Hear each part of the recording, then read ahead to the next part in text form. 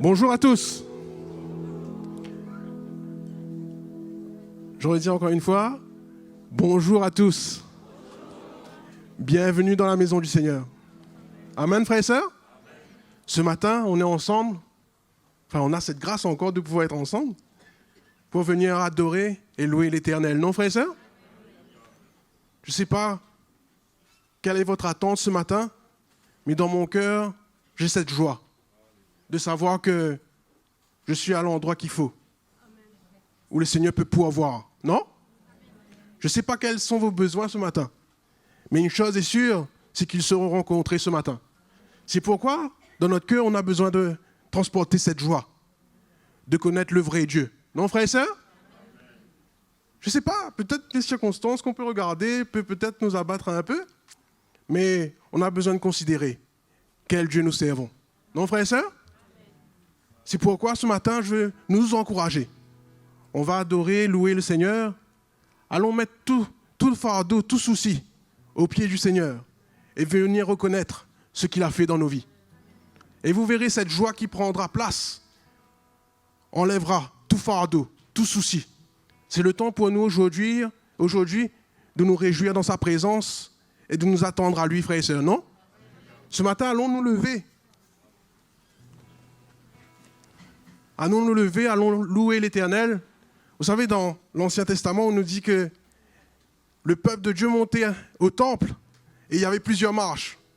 Et suivant chaque marche, il y avait une louange qui montait au cœur du peuple. Ce matin, allons pas rester à la première marche. Non? Allons rencontrer ce Dieu vivant.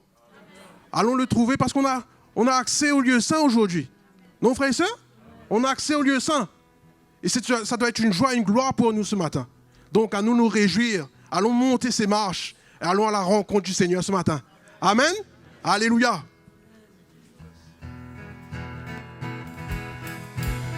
Offrons au Seigneur notre reconnaissance.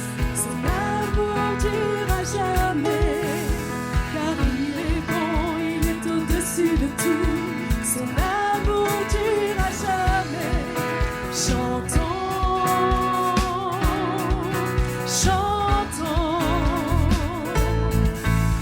D'une main puissante et d'un bras tendu, son amour durera jamais. Il nous donne une vie nouvelle, son amour durera jamais. Chantons, chantons, chantons, chantons. À jamais Dieu est fidèle, à jamais Dieu est grand, à jamais Dieu est avec nous, à jamais, à jamais, à jamais Dieu est fidèle, à jamais Dieu est grand, à jamais Dieu est avec nous, à jamais, à jamais. Du lever du soleil jusqu'à son couchant, son amour durera jamais. Par la grâce de Dieu, nous persévérons, son amour durera jamais. Chantons, chantons, chantons, chantons, chantons, chantons. À jamais Dieu est fidèle.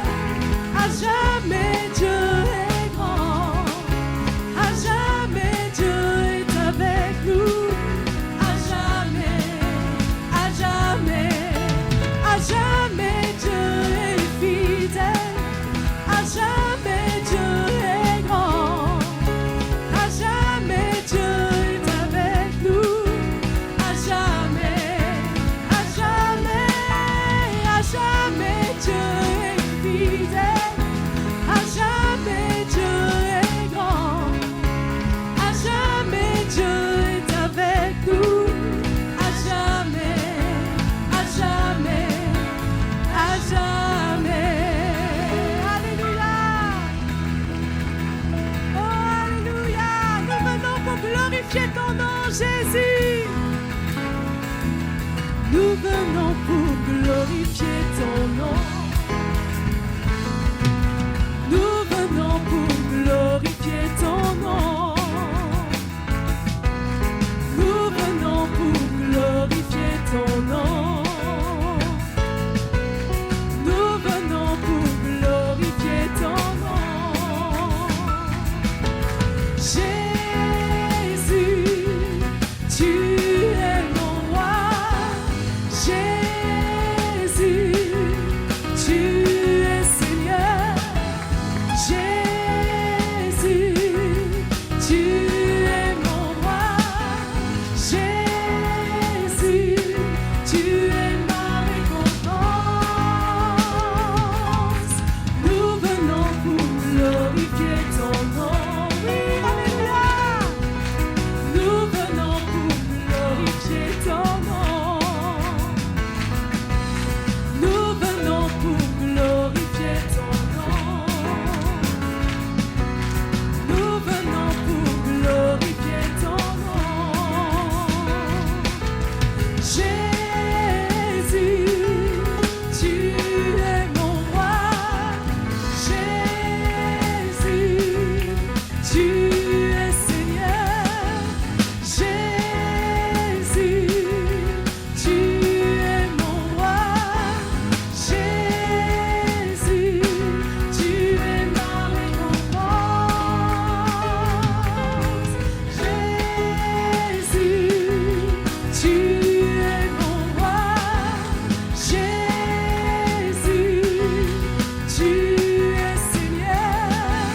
Jésus, tu es mon roi. Jésus, tu es ma récompense. J'aime le louer. J'aime le louer. J'aime le louer et exalter son saint nom. J'aime le louer. J'aime le louer. J'aime le louer et exalter son saint nom. Chantons Alléluia, chantons Alléluia, chantons Alléluia. Jésus-Christ est Seigneur, nous l'exaltons très haut. J'aime le louer, j'aime le louer, j'aime le louer, j'aime le louer et exalter son saint nom. J'aime le louer, j'aime le louer, j'aime le louer et exalter son saint nom. Chantons Alléluia, chantons Alléluia, chantons Alléluia. Jésus-Christ est Seigneur, nous l'exaltons très haut. Chantons, chantons Alléluia, chantons Alléluia, chantons Alléluia. Jésus-Christ est Seigneur, nous l'exaltons très haut. Jésus-Christ est Seigneur, nous l'exaltons très haut. Jésus-Christ est Seigneur, nous l'exaltons très haut. Alléluia. Acclamons le nom de notre Dieu. Tu es merveilleux, Jésus. Alléluia. Alléluia. Ton nom est merveilleux, Jésus. Nous t'exaltons pour ce que tu es, Seigneur. Oui, nous venons glorifier ton nom, Jésus.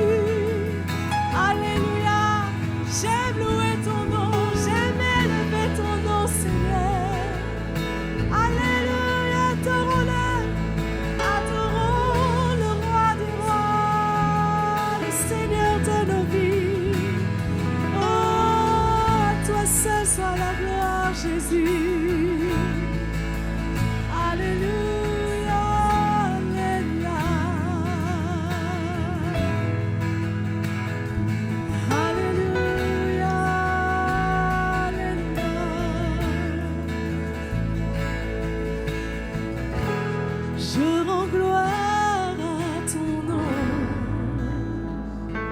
Seigneur, gloire à ton nom. Seigneur, car ton nom est grand et digne de louange. Je rends gloire à ton nom. Seigneur, gloire à ton nom. Seigneur, car ton nom est grand et digne de louange. Alléluia. Je rends gloire à ton nom. Seigneur, gloire à ton nom. Seigneur, car ton nom est grand et digne de louange. Oui, je rends gloire à ton nom, Seigneur. Gloire à ton nom, Seigneur, car ton nom est grand et digne de louange. Oui, je rends gloire à ton nom, Seigneur, gloire à ton nom, Seigneur, car ton nom est grand et digne de louange. Alléluia. Je rends gloire à ton nom, Seigneur, gloire à ton nom, Seigneur, car ton nom est grand et digne de louange.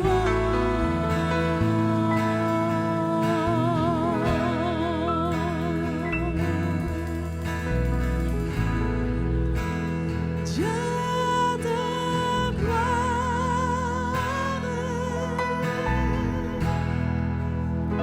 Dieu de gloire,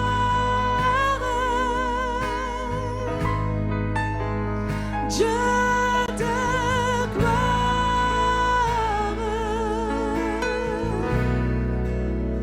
tu es roi.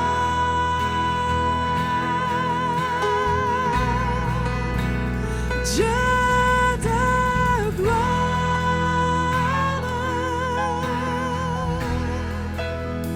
Dieu de gloire,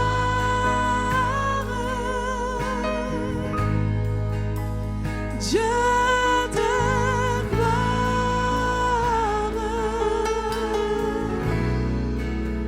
tu es roi,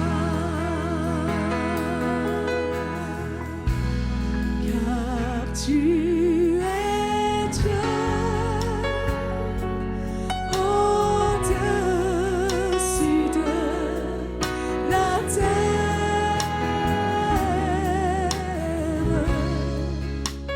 Tu établis ton trône dans les cieux, car tu es Dieu au-dessus de la terre.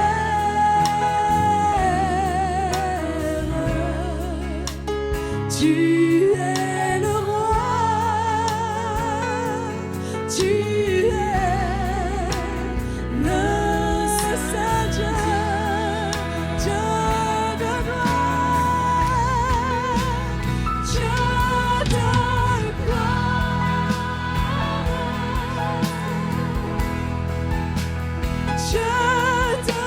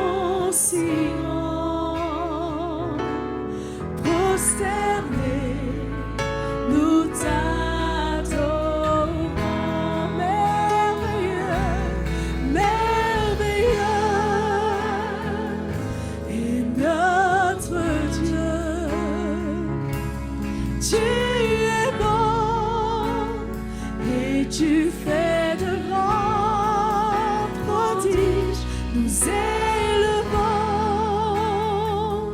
ton nom si grand. Prosternés, nous t'adorons.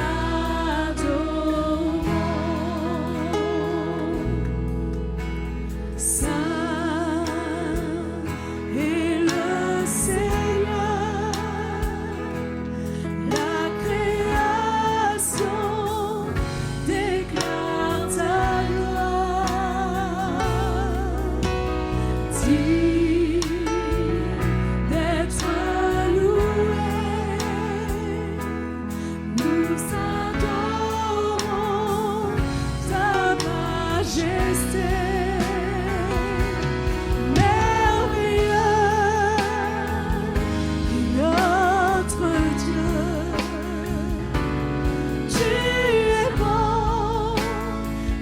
Tu fais de grands prodiges, nous élevons ton nom si grand. Prosternés, nous t'adorons, Saint est le Seigneur, la création déclare ta gloire. Digne d'être loué, nous adorons ta majesté. Merveilleux est notre Dieu. Tu es bon et tu fais de grands prodiges. Nous élevons ton nom si grand. Prosternés, nous t'adorons. Prosternés, nous t'adorons. Prosternés, nous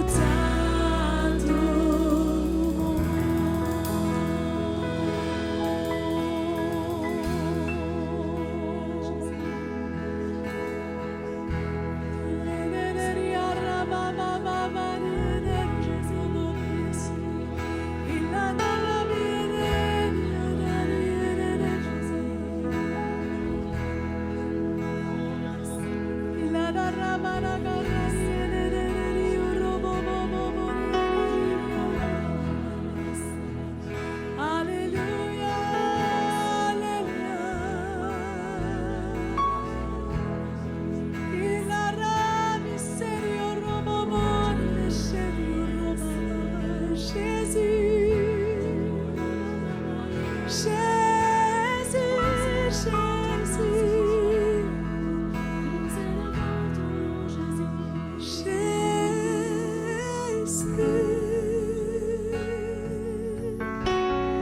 que tu es merveilleux,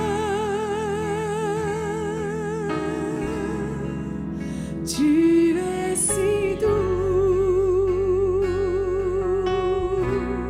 si pur et si bon.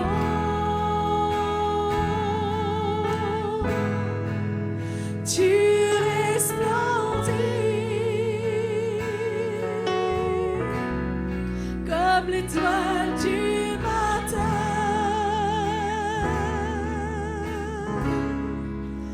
Jésus,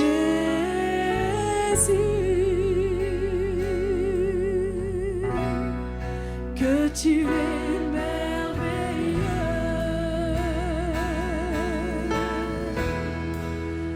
Jésus,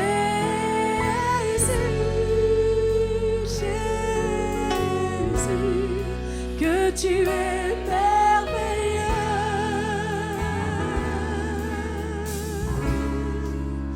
Tu es si doux, si pur et si bon.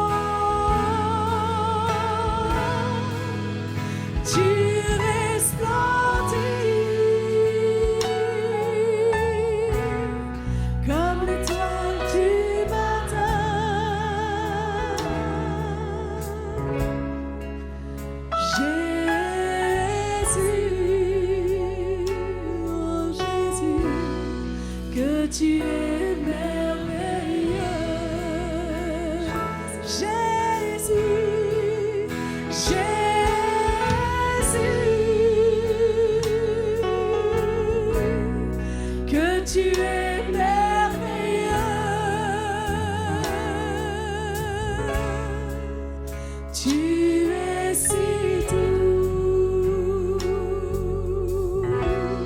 si pur et si bon. Alléluia. Tu resplendis comme l'étoile du matin.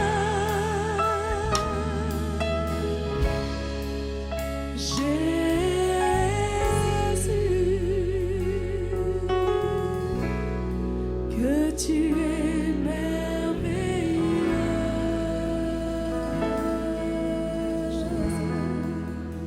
tu resplendis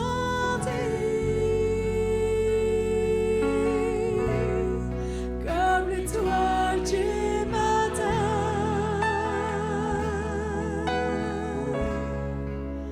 Jésus,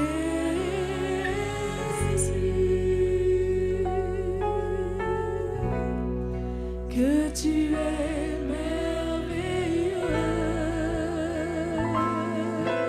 Jésus, tu es merveilleux, tu es merveilleux, Jésus. Merci Seigneur. Tu es tellement merveilleux Seigneur. Ton nom est si merveilleux Seigneur. Il n'y a aucun autre nom sur la terre qui n'ait été donné Seigneur. Ton nom est si grand et si puissant Seigneur. Qui pourrait tenir devant toi mon Dieu? Ce matin nous sommes tellement reconnaissants dans notre cœur de t'avoir comme notre Seigneur et notre Sauveur tout-puissant. Merci de nous visiter ce matin, de nous faire la joie et la grâce d'être dans ta présence ce matin. Il n'y a pas de plus bel endroit, Seigneur, que d'être dans ta présence, Seigneur, au milieu de nos frères et de nos sœurs, où nous pouvons nous réjouir ensemble, nous pouvons te louer ensemble, nous pouvons t'adorer de tout notre cœur, Seigneur, parce que tu es le Dieu si merveilleux, tu es le Dieu de miracles, le Dieu que nous servons, le Dieu que nous avons rencontré par ta grâce et ta miséricorde. Merci, Seigneur, ce matin, pour ce moment de rafraîchissement, ce moment de bonheur, ce moment qui réjouit notre cœur, peut-être des fois fatigué, usé par les situations de la vie. Mais mon Dieu, tu renouvelles ta miséricorde et ta bonté envers chacun de nous ce matin. Béni soit ton nom, Seigneur, pour ce jour si merveilleux que tu nous as donné pour pouvoir t'adorer et te louer et entendre ta voix. Quelle grâce, Seigneur, quelle grâce, Seigneur. Nous ne pouvons pas avoir de mots pour remercier ton saint nom. Béni soit ton nom ce matin, Seigneur. Alléluia. Gloire à Jésus-Christ. Amen. Alléluia. Merci, Seigneur. Béni soit ton nom. Amen, mes frères et sœurs. C'est une grâce de pouvoir se dire que dimanche, on est là, on peut louer le Seigneur, on peut se retrouver ensemble. Et je remercie le Seigneur pour cela. Parce que nous n'aurons jamais de mots, nous n'aurons jamais, comment dire ça, le temps qui nous reste est tellement peu par rapport à tout ce que nous avons encore à faire sur cette terre pour le Seigneur. Et allons profiter de ces moments. Allons profiter que nous pouvons nous retrouver ensemble. Allons profiter que nous pouvons avoir des moments de communion fraternelle. Allons pouvoir profiter encore que l'Église est là pour nous accueillir, que la parole de Dieu peut être annoncée encore librement. Profitons, mes frères et sœurs. Prenons tout cela de tout notre cœur avec une reconnaissance et une grande grâce que le Seigneur nous accorde. Et ce matin, moi-même, je suis béni dans mon cœur parce que comme le frère Mathias disait ce matin, vous savez, on vient le dimanche, on sait que on va venir pour louer le Seigneur, on va venir pour l'adorer, mais dans notre cœur, je veux m'attendre au Seigneur, quoi qu'il en soit. C'est vrai que tout ça, c'est ce que Dieu a pour nous, mais je veux m'attendre au Seigneur. Je veux m'attendre à sa parole, je veux m'attendre à ce qu'il a pour moi, pour m'encourager, pour me fortifier. Vous savez, on a tous des épreuves. La semaine a peut-être été difficile, peut-être que nous avons été éprouvés, peut-être que nous avons été malades, ou que nous sommes malades, peut-être, je ne sais pas ce qui est actuellement dans nos moments que nous traversons, mais notre Seigneur nous montre qu'il est là pour nous, qu'il n'a pas changé, qu'il est toujours le même. Sa parole dit qu'il est le même hier, aujourd'hui et éternellement. Et nous avons cette grâce, mes frères et sœurs, de ne pas le connaître seulement hier, aujourd'hui, mais on le connaîtra éternellement. Un jour, on sera dans la présence du Seigneur. C'est pour ça qu'on se prépare. Moi, je dis que l'Église, c'est une préparation pour l'avènement du Seigneur. Hein? On se prépare pour ce moment où on sera là-haut, pour l'éternité, où il n'y aura plus de pleurs, la parole de Dieu nous dit. Hein? Il n'y aura plus de cris, plus de douleur, plus de souffrance, plus de problèmes, plus le téléphone qui sonne dans la nuit, il y a un problème. Non, il n'y a plus tout ça. C'est fini tout ça, mes frères et sœurs. Bientôt, le Seigneur nous attend. Quelle grâce! Hein? Alors allons nous préparer, parce qu'il y en a encore beaucoup qui sont dehors, mes frères et sœurs. Hein? Mon cœur brûle en ce moment pour tous les âmes perdues, tous les frères et sœurs qui nous ont abandonnés, qui sont loin aujourd'hui. Hein? Tous ces fils et ces filles qui vont revenir dans la maison de Dieu. On a la foi pour ces enfants du Seigneur. Hein? Qu'on puisse entendre le cri quand on prie, qu'on puisse entendre le cri quand le Seigneur nous guide vers eux, quand il nous appelle. Hein? D'avoir la foi dans notre cœur qu'ils reviendront. Peut-être cabossés, peut-être avec leur souffrance, mais qu'ils reviennent dans la maison du Seigneur. Amen, mes frères et sœurs. Hein? Nous pensons à nos enfants, nous pensons aux enfants de nos frères et nos sœurs. Il y a tellement de besoins, il y a tellement de situations. Nous voudrons tellement revoir les frères et sœurs. C'est le cœur de Dieu, il n'a pas changé. Le Seigneur a donné sa vie pour les perdus. Hein? Et nous rendons grâce au Seigneur que le temps vient où le Seigneur nous guidera. Hein? Il nous fera entendre ceux qui crient à lui, qui sont loin, qui sont abîmés par la grâce de Dieu. Amen. Donc ce matin, hein, ça n'a rien à voir avec les offrandes, mais c'était ce qui était dans mon cœur. Et que le Seigneur puisse nous donner, nous permettre d'apporter ce que nous avons dans notre cœur pour le royaume de Dieu. Hein. Vous savez que ce que nous contribuons, le Seigneur voit ce que nous faisons. Et si nous le faisons avec un cœur pur, nous le faisons avec un cœur vrai, nous ne faisons pas avec une quantité, mais nous faisons avec de tout notre cœur, le Seigneur nous récompense. Hein. Il prend soin de nous en retour. Quelle grâce! Amen, mes frères et sœurs. Donc, qui que tu sois ce matin, si tu es là pour la première fois ou tu es là depuis très longtemps, hein, si le Seigneur a mis quelque chose dans ton cœur, apporte-le avec la joie, avec la reconnaissance. Alors que l'équipe va nous emmener dans la louange pendant ce moment. Donc, venons, apportons nos offrandes au Seigneur de tout notre cœur, avec joie et libéralité. Que le Seigneur vous bénisse, mes frères et sœurs. Amen. Nous irons à Sion.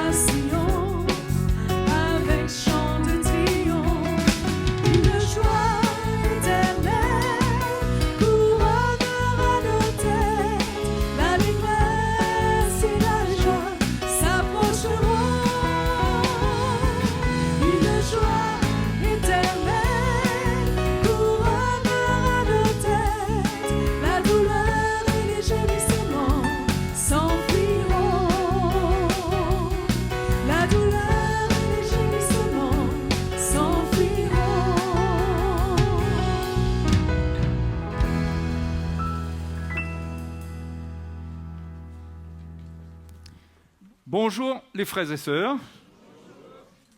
J'espère que vous êtes heureux d'être là, de vous rencontrer et surtout de me voir puisque vous allez faire face au frère Jocelyn pendant 1 heure. Là. Donc, il vaut mieux l'aimer.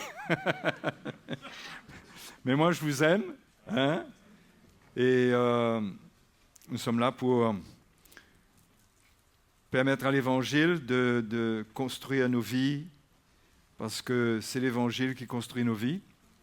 Donc, on vous accueille tous. Je ne sais pas s'il y a des gens qui nous visitent ce matin. S'il y a quelqu'un qui nous visite ici pour la première fois, on aimerait vous accueillir. Est-ce qu'il y a quelqu'un qui est là? Voilà, nous avons un monsieur et une dame là-bas que nous accueillons tous. Gloire à Dieu. Bienvenue à vous. Hein? Donc, je ne sais pas s'il y a d'autres gens. Mais nous tous, ce matin, nous sommes là et je crois que nous sommes heureux. Nous sommes des chrétiens et nous avons rendez-vous avec le Seigneur. Jusqu'au jour où nous aurons un dernier rendez-vous terrestre avec le Seigneur. Et ça sera entre le ciel et la terre. ça sera sur les nuées. Le Seigneur, en ce jour-là, nous emmènera avec lui. Hein? Alléluia. Pour toujours. La Bible dit ainsi, nous serons pour toujours avec le Seigneur. Alors ça, c'est de la folie pour ceux qui ne connaissent pas Dieu. C'est comme lorsque Noé prêchait en son temps, il disait que la pluie allait venir, le déluge allait venir, et que tout le monde allait être détruit, et tout le monde se moquait de Noé. Aujourd'hui, tout le monde se moque de nous, parce qu'on annonce que le Seigneur revient et qu'il va enlever son Église. Mais c'est comme ça. Hein? Donc nous marchons par la foi et non par la vue. Même si par la vue, nous constatons quand même certaines choses, mais notre marche ne dépend pas de ce que nous voyons. Notre marche s'appuie sur la connaissance du Seigneur et nous voulons nous garder en pleine forme dans la foi, dans l'amour, dans l'espérance, pour être prêts pour ce jour qui arrivera à l'improviste. Ça arrivera au jour où le monde ne sera pas préparé et où nous devrons être préparés. Et Dieu est fidèle, Dieu nous prépare, à condition que nous nous laissons être préparés. Hein? À condition de ne pas nous rebeller, nous éloigner de lui, mais de nous soumettre à sa parole. Et sa parole a le pouvoir de nous laver, de nous sanctifier. Si nous rejetons sa parole, nous n'aurons rien pour nous laver. Il faut accepter sa parole. Et la parole de Dieu, elle n'est pas l'objet d'une interprétation particulière. Elle doit être révélée telle qu'elle est sortie du cœur de Dieu, annoncée par la bouche des apôtres. C'est comme ça qu'elle doit revenir dans l'Église aujourd'hui. Dieu ne peut pas avoir dit une chose il y a 2000 ans et vouloir dire autre chose maintenant. Il n'y a pas de confusion dans le plan de Dieu. C'est pourquoi nous sommes dans un temps de restauration et il nous faut ouvrir grand notre cœur et ne pas avoir notre conception des choses, notre plan, mais de vouloir que la volonté de Dieu s'accomplisse et surtout que nous soyons avec l'Évangile pour que l'Évangile traite notre vie. C'est numéro 1. C'est le numéro 1. Alléluia. Donc, ce matin, on va ouvrir dans 1 Timothée chapitre 1, verset 18. Et pendant que vous ouvrez, je me fais une joie d'accueillir tous ceux qui sont avec nous sur Internet, qui nous suivent, qui suivent nos messages, qui se connectent. Soyez bienvenus dans une communion avec nous. Que le Seigneur vous parle à vous aussi. Et si c'est le jour pour vous d'amorcer un virage, parce qu'il faut amorcer un virage de temps en temps, eh bien, que la grâce vous soit accordée de comprendre ce que Dieu veut pour votre vie. 1 Timothée chapitre 1, verset 18 nous dit « La recommandation que je t'adresse, qui, au fait, Louis II a traduit recommandation, mais c'est un ordre.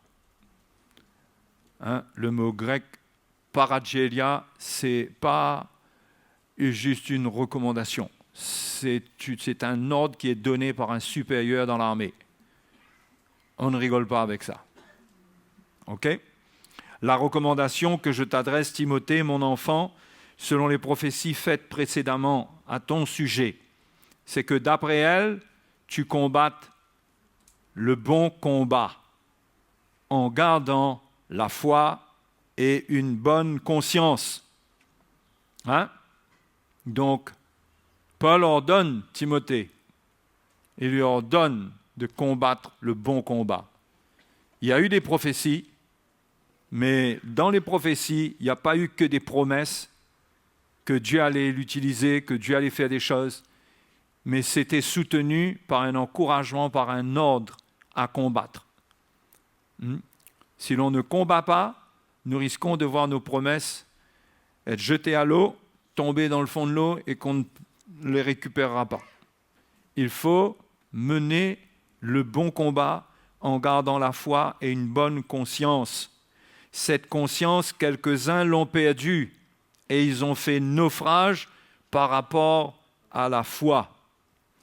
De ce nombre sont Hyménée et Alexandre que j'ai livrés à Satan, afin qu'ils apprennent à ne pas blasphémer. OK? Vous savez, nous les chrétiens, nous sommes appelés parfois à faire naufrage, des naufrages sous le contrôle de Dieu, comme ce qui est arrivé à l'apôtre Paul dans Actes chapitre 27, alors qu'il était conduit comme prisonnier à Rome. Il y a une tempête qui s'est abattue et pendant plusieurs jours, ils ont été dans l'épreuve de la tempête. Et cela s'est terminé sur un rivage quelque part où ils ont perdu le navire, mais tout le monde est ressorti sain et sauf parce que Dieu avait donné une promesse à Paul qu'il garderait les 276 personnes qui étaient à bord et que lui-même continuerait sa mission. Le Seigneur avait fait la promesse et Paul avait dit à tout l'équipage, « Il en sera comme Dieu me l'a dit. » Tout le monde arrivera à bon port, mais il faut qu'on échoue tout d'abord. Il faut qu'on échoue.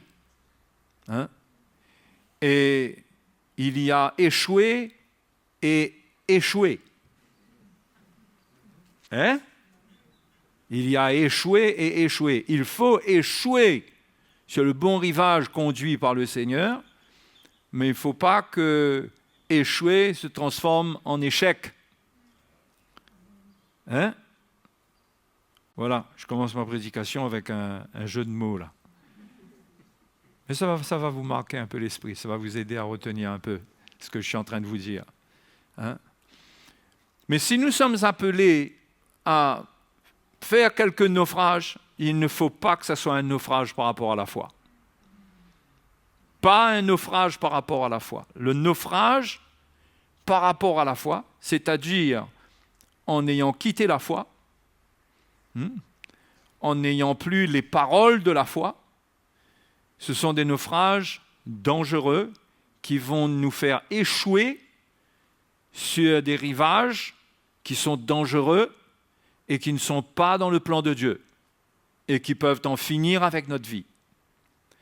Donc, le naufrage par rapport à la foi, c'est quelque chose qui est dangereux. OK ? C'est pourquoi la vie chrétienne est un combat qu'on doit mener dans la foi. C'est le combat de la foi. Il faut garder la foi.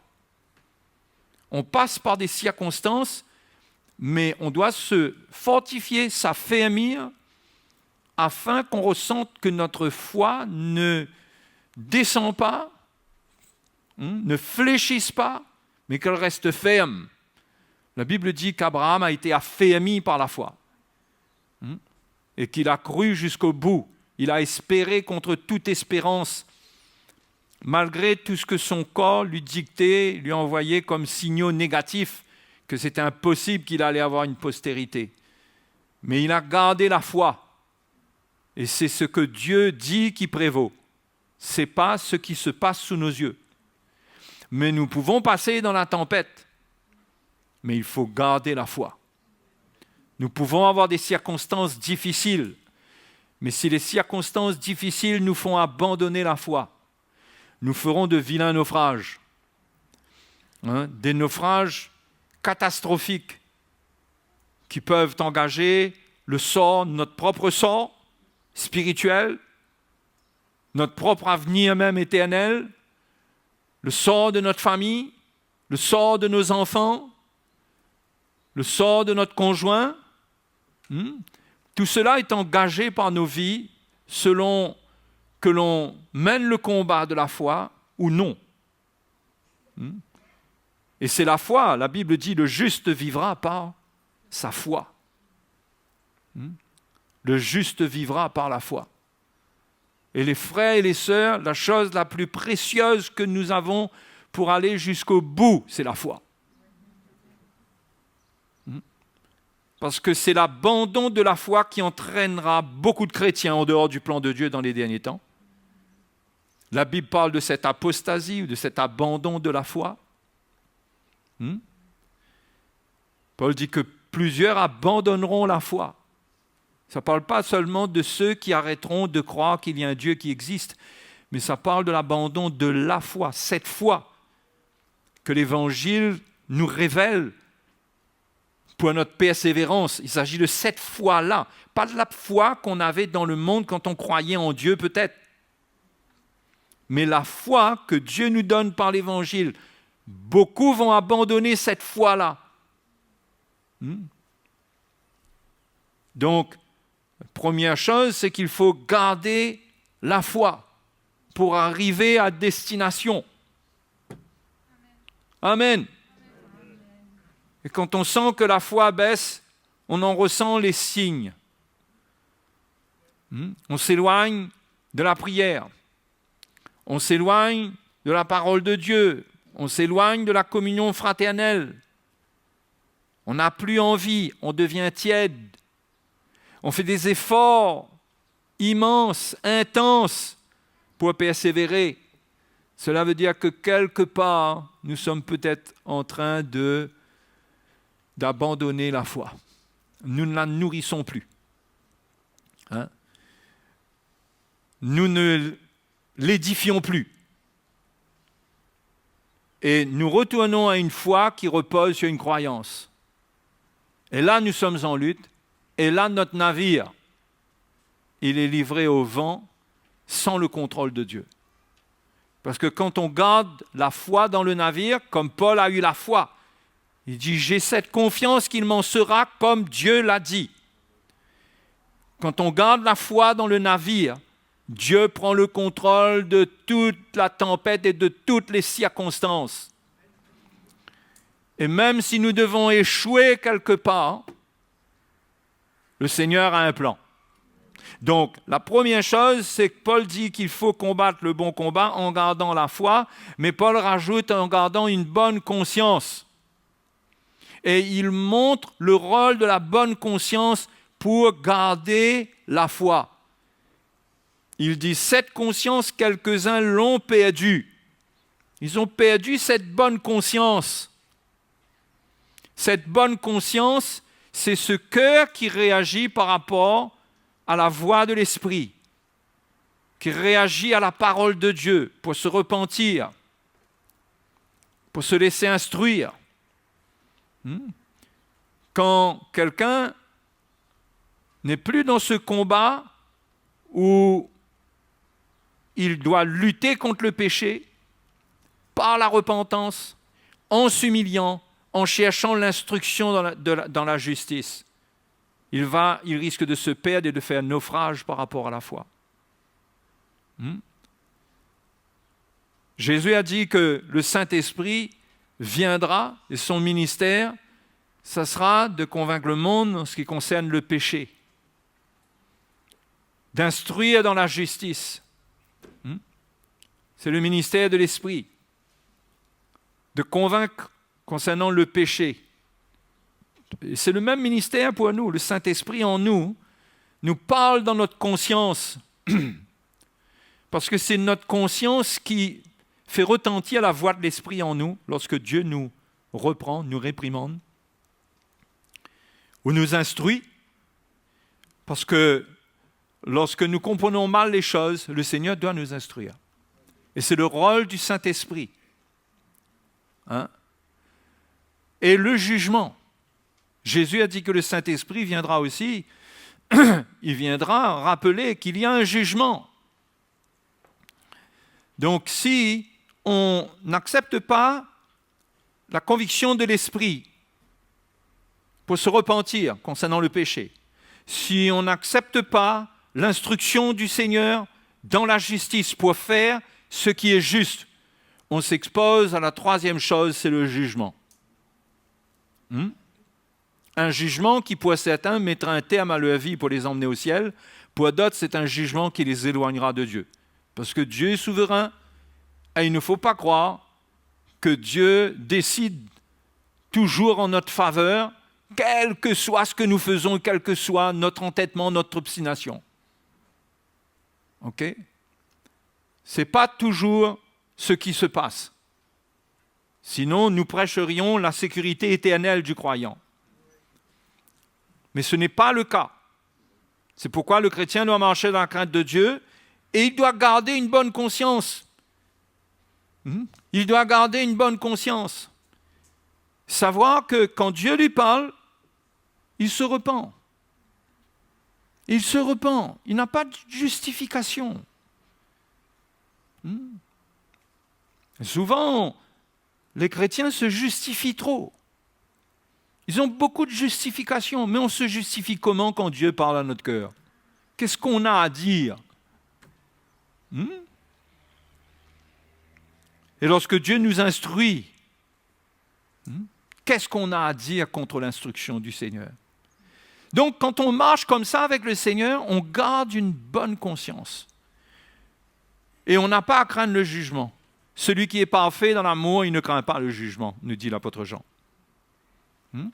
Il marche, il sert le Seigneur, il se repent, il garde un cœur pur. Et ça, c'est très important, parce que la bonne conscience, c'est garder un cœur pur. C'est par une bonne conscience qu'on garde un cœur pur. Et un cœur pur est important pour nourrir la foi, pour garder la foi. Pourquoi? Parce que notre foi repose sur une relation avec Dieu. La foi, ce n'est pas quelque chose, ce n'est pas une croyance, c'est une relation. Pour ceux qui ne connaissent pas Dieu, c'est une croyance. Pour le chrétien, ce n'est pas une croyance, c'est une relation. Il connaît ce Dieu-là. Non? Il a accès à sa présence. Et la foi du chrétien dépend de cela, dépend de cette relation. Quand il n'y a plus de relation avec Dieu, la foi meurt. La foi meurt. Quand il n'y a plus de relation avec Dieu. Et qu'est-ce qui coupe la relation avec Dieu? C'est la mauvaise conscience. C'est un état de mauvaise conscience qui s'installe, où le péché s'encrasse dans le cœur et dans la conscience, et cela nous prive de la relation avec le Seigneur. Vous voyez? Cela nous prive de la relation avec le Seigneur. Ne pas garder un cœur pur et savoir qu'on est en train de faire la chose juste. On est en train de faire ce qui est juste. Et si ce n'est pas juste, on ne résiste pas à Dieu. On rectifie. Si on marche comme ça, notre conscience reste pure et nous pouvons, l'Épître aux Hébreux nous dit au chapitre 10,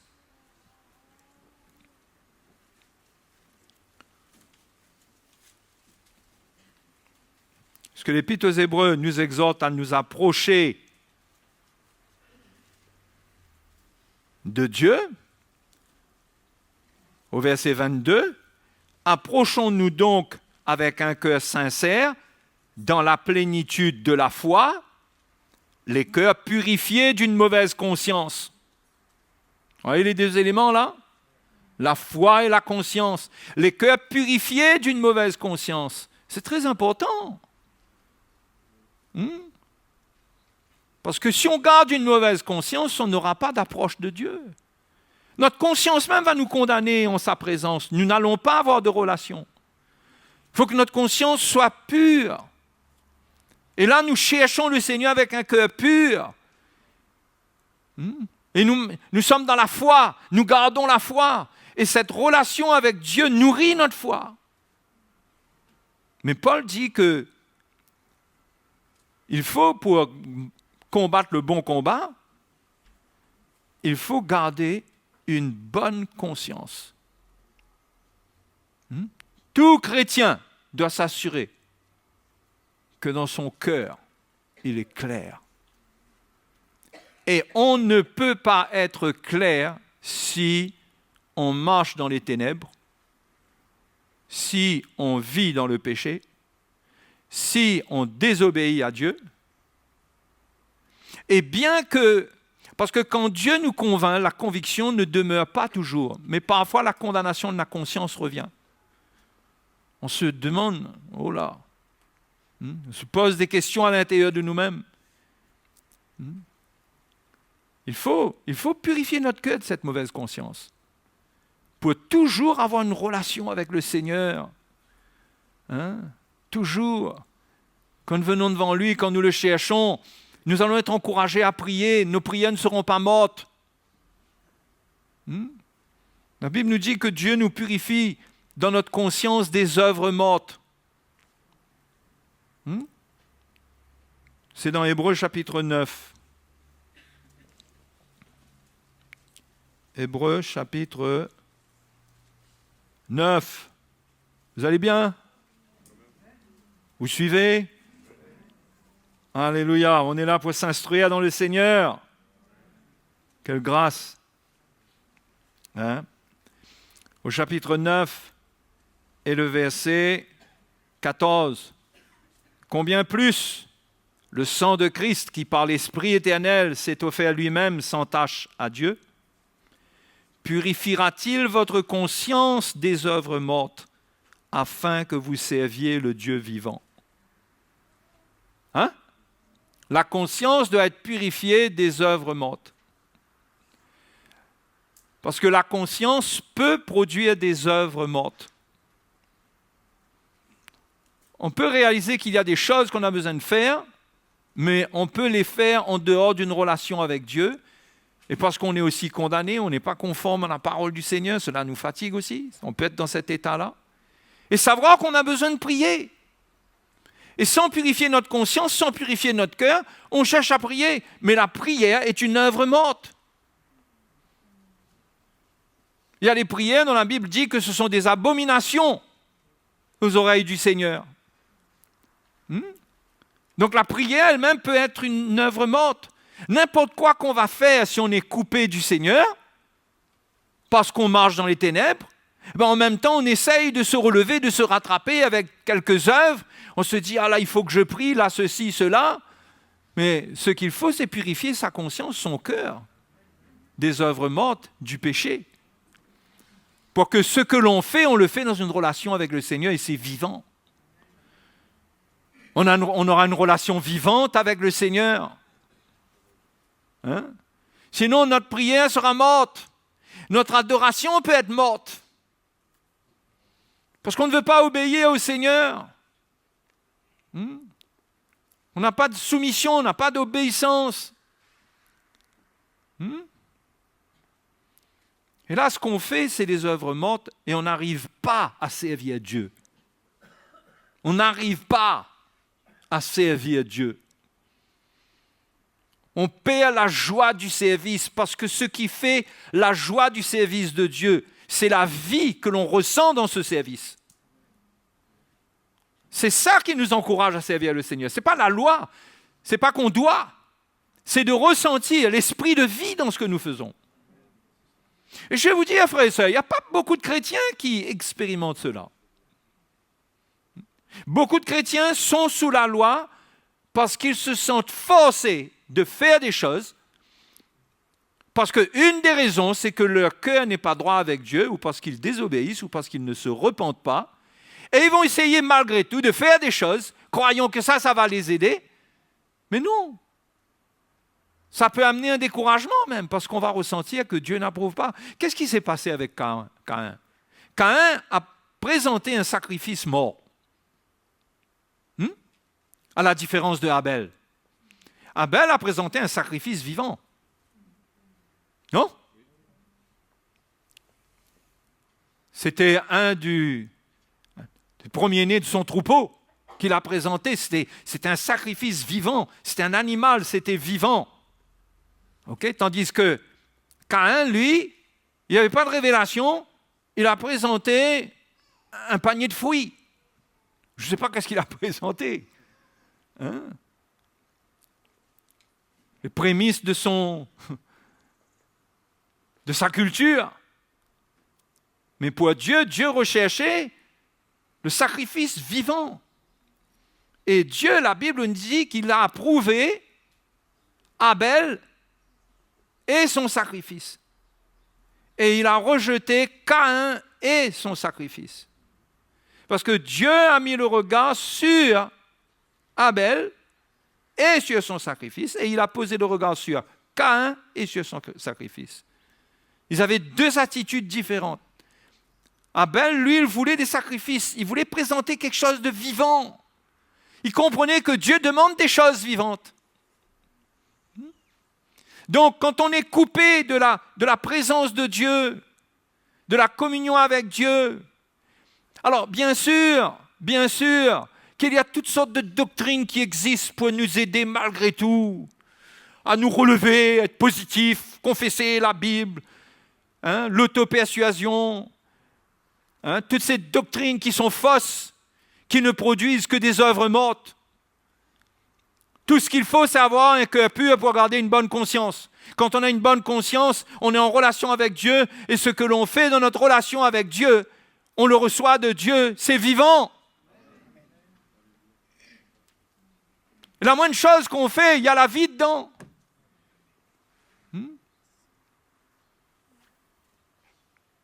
C'est pourquoi l'Épître aux Hébreux nous encourage concernant les œuvres mortes et dit que notre conscience doit être purifiée des œuvres mortes pour servir le Dieu vivant.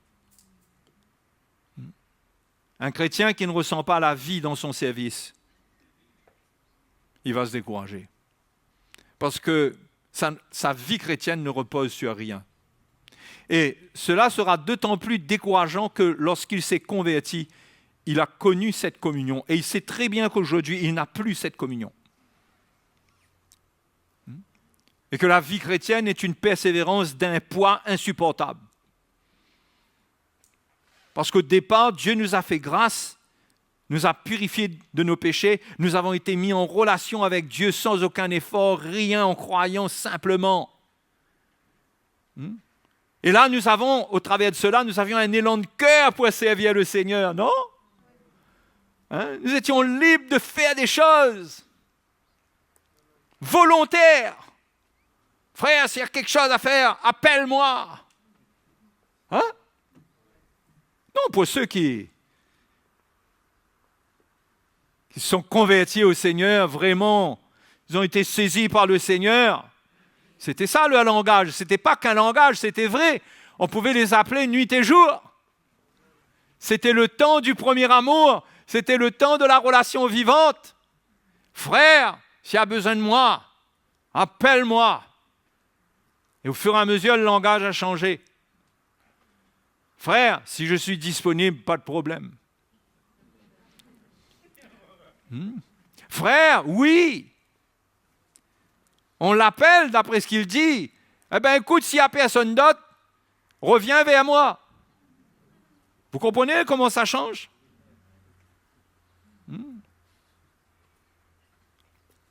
Pourquoi ? Parce que en chemin, la bonne conscience, cette bonne conscience, quelques-uns l'ont perdue au fur et à mesure, ils perdent cette bonne conscience. Parce qu'au départ, ils sont innocents, ils voient tout pur. Ils voient l'Église pure. Même le chrétien qui fait n'importe quoi, il le voit sous un regard pur. Et ça va le faire sourire. Ouais. Mais au fur et à mesure, il y a un peu de jugement qui rentre dedans. Un peu de jugement qui rentre dedans. Et là, on ne voit plus les choses de la même manière. On commence à juger, on commence à critiquer. On commence à faire des commentaires sur les uns et sur les autres. Au départ, on n'était pas comme ça. On n'avait rien à dire. On avait notre vie à donner. On avait une bonne conscience. C'était clair. Et notre relation avec le Seigneur était claire. Mais voilà, en chemin, nous nous sommes pris pour de grands adultes qui avaient le droit de donner nos opinions sur tout et sur ce qu'il ne faut pas, sur la vie des gens, sur les erreurs des gens, sur les fautes des gens. Et notre cœur s'est endurci et la voix de notre conscience s'est étouffée. Et nous avons cessé d'entendre Dieu nous reprendre. Et notre cœur a tiédi.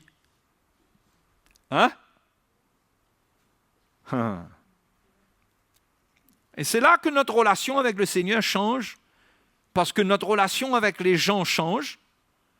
Donc notre relation avec le Seigneur change. Les deux marchent ensemble. Parce que dans la lumière, il y a le Seigneur et l'Église.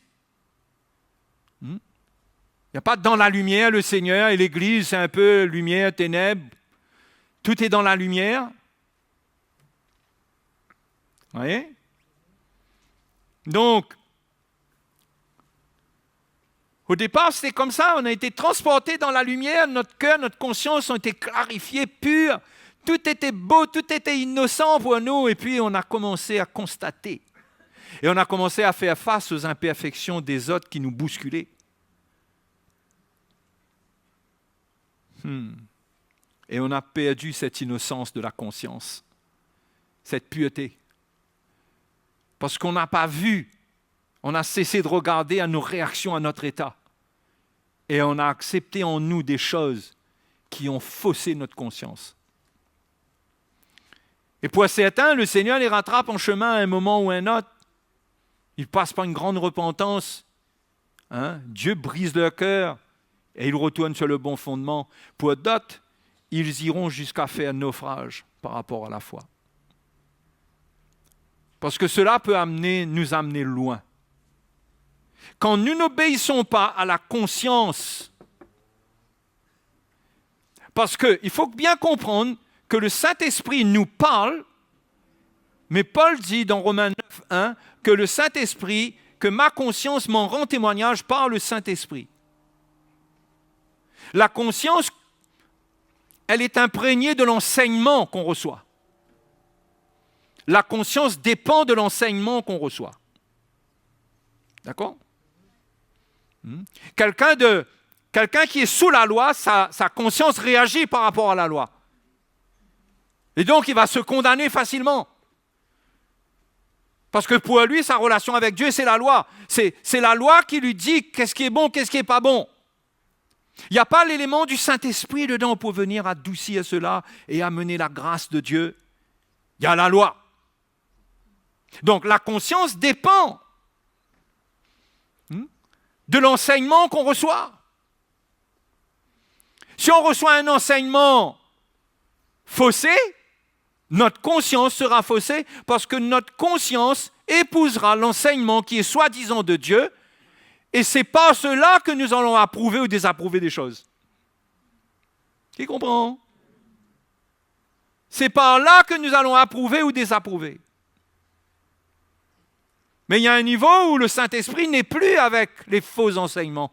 Donc l'Esprit de Dieu même ne peut pas nous parler. Parce qu'il nous parle par notre conscience. Donc il faut veiller que l'enseignement que nous recevons, ce soit un enseignement pur. Si nous laissons n'importe quel enseignement pénétrer notre cœur, notre conscience, nous allons avoir une réaction qui est différente. Qui est différente de celui qui reçoit l'enseignement, le pur enseignement. Vous voulez des exemples pour comprendre?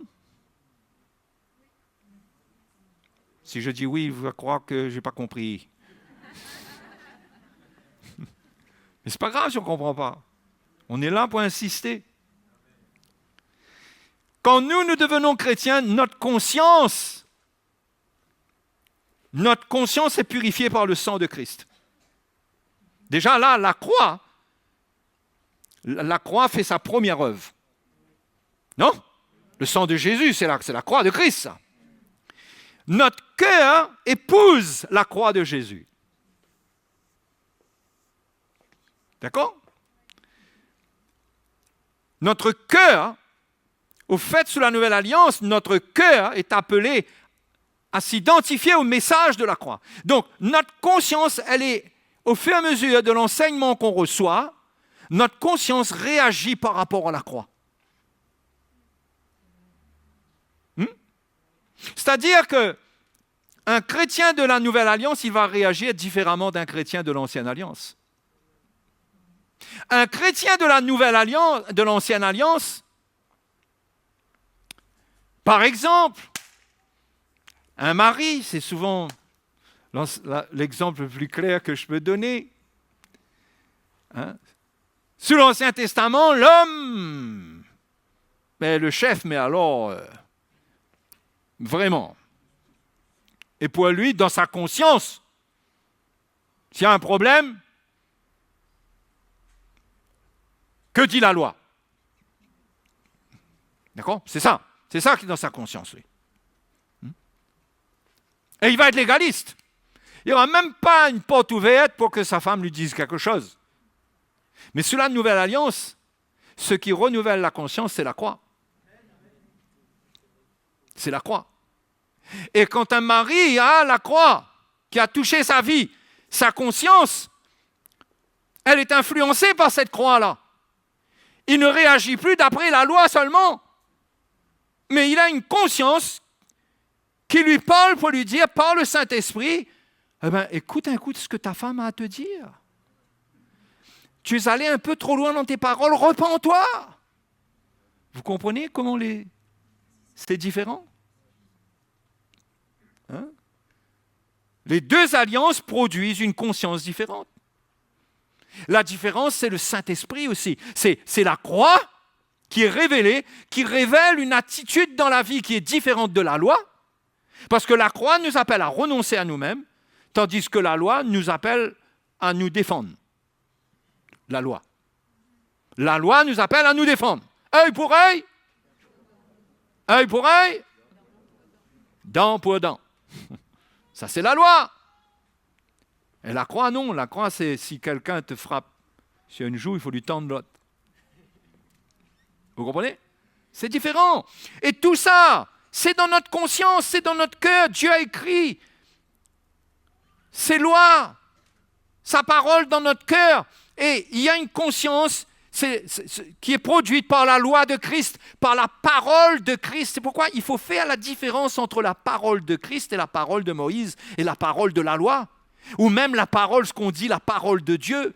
Parce que la parole de Dieu pour nous, c'est la parole de Christ. Et elle vient au travers de la mort et la résurrection de Jésus. Donc un chrétien, lui, le Saint-Esprit est là, dans sa conscience, pour faire valoir le message de Christ. Il doit s'identifier à la croix. Pas à la loi, à la croix. Okay? Donc si on reçoit le bon enseignement, le pur enseignement de Christ, on aura une conscience qui réagira par rapport à cet enseignement. Et le Saint-Esprit est là pour nous rendre sensibles, mais sans nous condamner. Le Saint-Esprit est extraordinaire. Le Saint-Esprit n'impose pas une conviction, n'impose pas une conduite. Il convainc. Il convainc. Il t'amène un sentiment au-dedans de toi, peut-être de malaise, sans que tu te condamnes, sans que tu entendes clairement que c'est ça, tu dois pas, tu dois. Non, mais tu ressens dans ta conscience que, là, j'ai besoin de rectifier mon cœur, là, mon attitude n'est pas bonne. Par exemple, l'Épître aux Hébreux nous dit que la parole de Dieu, elle est vivante, efficace et tranchante, et qu'elle juge les sentiments et les pensées du cœur. Elle juge les intentions. Ce sont des choses qui sont cachées, mais que le Saint-Esprit voit, il vit en nous. Nous pouvons faire croire au monde entier. Nous pouvons avoir plein de prétextes et mentir au monde entier, mais on ne peut pas mentir à Dieu. Et pour garder une bonne conscience, il ne faut pas mentir à Dieu. Si on fait croire aux gens des choses et que devant Dieu, Dieu voit ce qu'il en est de notre vie et qu'on est en train de faire comme si qu'il ne voit pas, on n'aura pas une bonne conscience.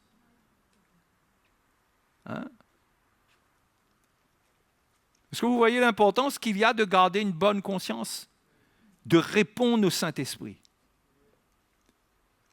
Mais toujours, cela dépend, ce qu'on dit être de l'Esprit dépend de la mesure de l'Évangile en nous. Parce qu'on peut faire des choses, on peut dire le Saint-Esprit m'a dit, mais où est l'Évangile pour tester l'authenticité de ce que tu dis être du Saint-Esprit? Il faut que ce soit l'Évangile. L'Évangile est le garant. La vérité est le dernier garant, parce qu'il y a l'Esprit de Dieu, mais il y a aussi plein d'esprits dans le monde. Mais la vérité, il y a une seule vérité, il y a un seul message, le message de la croix. Et tout ce que nous faisons dans notre vie doit passer le test de la vérité. Et ce que nous disons être de l'esprit, ça doit être en ligne avec la vérité. Et quand on marche comme ça, on garde une bonne conscience. Sinon, on ne peut pas avoir une bonne conscience. Même la soumission par rapport aux autorités, Paul dit qu'il faut se soumettre par motif de conscience. Je crois que c'est dans... Soit c'est dans Romains, soit c'est dans l'Épître de Pierre. Mais qu'il faut avoir une attitude de soumission par motif de conscience. Parce que même ne pas se soumettre aux autorités, quelles qu'ils soient, ça crée un état où c'est comme si que nous nous rébellons contre Dieu. Parce que l'autorité est de Dieu. Est-ce que vous comprenez? C'est terrible, hein? Donc, nous avons un grand combat pour garder la foi. Et le grand combat de la foi, c'est pas en premier garder la foi, c'est garder la bonne conscience. Parce que garder la foi, c'est quelque chose qui est dans un sens plus facile. Parce qu'on lit la parole de Dieu, la foi va venir, on prie, on est en communion les uns avec les autres, on édifie notre foi. Mais la bonne conscience pour la garder, ça nous coûte.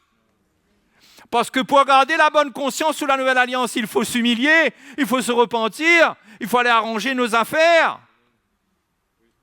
Hein? C'est ça qui nous coûte. Et c'est là que se situe plus le côté formation du légionnaire là. C'est pas nettoyer son fusil, hein? C'est faire tous ces exercices dans la boue et tout ça là. Ça c'est plus compliqué. Hein?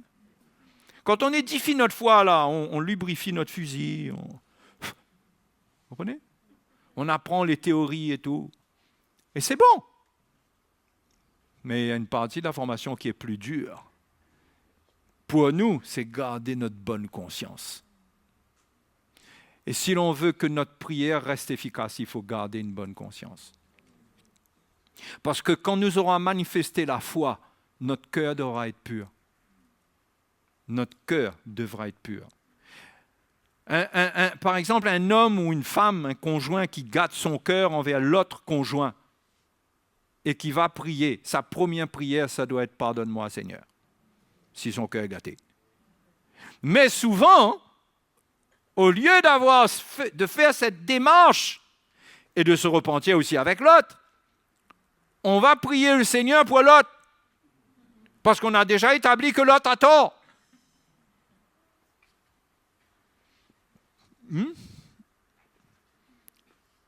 Et notre foi ne va pas plus loin. C'est tout juste si notre prière sort de notre bouche. Le son sort de notre bouche, mais la prière n'arrive pas. Même pas là. Même pas là. Vous comprenez? Il faut garder un cœur pur, mes frères et mes sœurs. Et ça, c'est un grand problème dans l'Église parce qu'on n'a pas enseigné les chrétiens ces choses. On leur a dit, tu es chrétien, tu as la vie éternelle, tu es sauvé. Ouais, tu vas avoir quelques problèmes et tout, ne t'arrête pas à cela. Et le chrétien, il est enflé d'orgueil avec la connaissance, on le remplit de connaissances bibliques. Il est très orgueilleux, il n'est plus sensible au mal qu'il fait à son prochain. Il n'a plus un cœur pour se repentir, pour s'excuser. Et il y a beaucoup d'orgueil et ça fait beaucoup de destruction. Pendant qu'on a un bonhomme qui, lui, il est dans la foi. Il est dans la foi, lui. Ah, lui, il est dans la foi, lui. Pendant ce temps, tant pis pour les autres. Mais lui, il est dans la foi.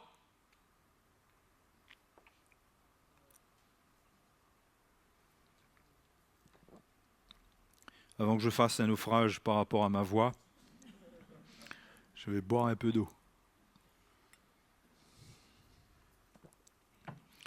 Donc, est-ce que ce sont des points importants? C'est quelque chose qui concerne notre vie de tous les jours. C'est la croix que nous devons prendre. C'est une grande partie de la croix que nous devons prendre, de garder une bonne conscience. Ça demande de l'humilité. L'orgueilleux ne peut pas vivre ça. Ça demande une grande humilité. L'orgueilleux s'appuie sur sa position. Par exemple, celui qui est humble, il n'a pas de position, il a une conscience. La conscience, ce n'est pas par rapport à la position. Sous la loi, il y avait une position. Et la conscience soutenait cette position-là. Ben oui, tu es le mari, tu as raison. Hein? Mais aujourd'hui, sous la Nouvelle Alliance, il n'y a pas de position. Il y a la conscience et le Saint-Esprit. Et là, il n'y a pas de loi. Hein? Vous savez, quand Dieu parle à votre conscience, il y a l'enseignement qui est gravé dedans. Mais vous n'avez pas besoin d'aller voir dans la Bible pour savoir si vous avez besoin de vous repentir. C'est écrit dans votre cœur, ça. Vous ressentez, vous n'avez même pas à avoir de raisonnement pour savoir si vous êtes l'homme, si vous n'êtes pas l'homme, si vous êtes les parents, si ceci, si cela. Votre cœur tremble au-dedans de vous, votre conscience vibre. Vous ressentez que là, ça ne va pas. Vous voulez garder une bonne conscience? Vous retournez vous humilier, vous gardez un cœur pur, Dieu voit cela, vous restez dans la lumière avec lui. Dieu voit que vous respectez son autorité, vous respectez sa parole, et votre cœur reste pur. Et malgré la souffrance, s'il y a de la souffrance dans les circonstances, vous gardez un cœur pur. Et Dieu est avec vous. Et Dieu vous accompagne. Alléluia. Donc, il peut vous arriver n'importe quel naufrage, mais surtout pas le naufrage par rapport à la foi. Et ce naufrage par rapport à la foi vient quand la conscience se souille, quand le cœur s'endurcit. On est en route vers une autre destination. Parce que notre conscience, elle est comme une boussole. Vous connaissez la boussole? Qui permet de nous diriger là où il n'y a plus de repères naturels pour dire que c'est là le nord, c'est là le sud. Si on se trouve en pleine mer, on ne saura jamais où est le nord et le sud. Sauf ceux qui arrivent à lire dans les étoiles, mais il faudra attendre la nuit. Ou ceux qui peuvent, par rapport au soleil, je ne sais pas quelles sont les possibilités. Mais il y a ce qu'on appelle une boussole. La boussole, elle est infaillible. Quand on la met comme ça, l'aiguille monte vers le nord, on sait que c'est le nord. Si on va au nord, parce qu'on va au nord, la Bible dit que le Seigneur reviendra par le nord. Enfin bref, ça c'est autre chose. Mais ça c'est autre chose. Mais c'est l'exemple que je vous donne. Quand la conscience dit, quand vous savez que vous devez aller, même disons à l'ouest, votre boussole vous rend témoignage que vous êtes dans la bonne direction. Non? Mais si quand la boussole vous montre que vous allez dans une mauvaise direction et que vous vous entêtez et que vous vous agacez contre elle, vous finissez par la battre par terre et elle finit par donner la direction que vous voulez. Vous finissez par être convaincu par une boussole qui vous dit l'ouest. Ah, c'est bien boussole. Là, tu dis ce que je veux. Quand on ne purifie pas notre conscience, notre boussole se fausse. Et il y a des gens qui ont fini par être convaincus, ou qui finissent par être convaincus que ce qu'ils font là, c'est de Dieu. Et Paul dit que c'est le cas d'Hyménée et Alexandre. Regardez Hyménée et Alexandre. Dans quoi est-ce qu'ils ont atterri? Toujours dans Timothée, ça. 1 Timothée 1,18, on revient à ce passage. Paul parle de ceux qui ont fait naufrage par rapport à la foi, et au verset 20, il dit « De ce nombre sont Hyménée et Alexandre que j'ai livrés à Satan, afin qu'ils apprennent à ne pas blasphémer. » Waouh! On peut finir par blasphémer à la fin. Hein? On peut finir par blasphémer. Hyménée et Alexandre ce sont des chrétiens que Paul a livrés à Satan. Parce qu'ils étaient en train de faire un naufrage par rapport à la foi et ils étaient en train d'entraîner des gens avec eux dans leur naufrage. Donc Paul a dû prendre une position d'autorité, une action d'autorité dans l'esprit.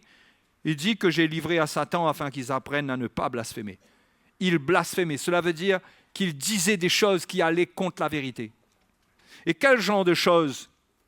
Je crois que c'est dans la 2e épître à Timothée que Paul donne un 2 Timothée, chapitre 2,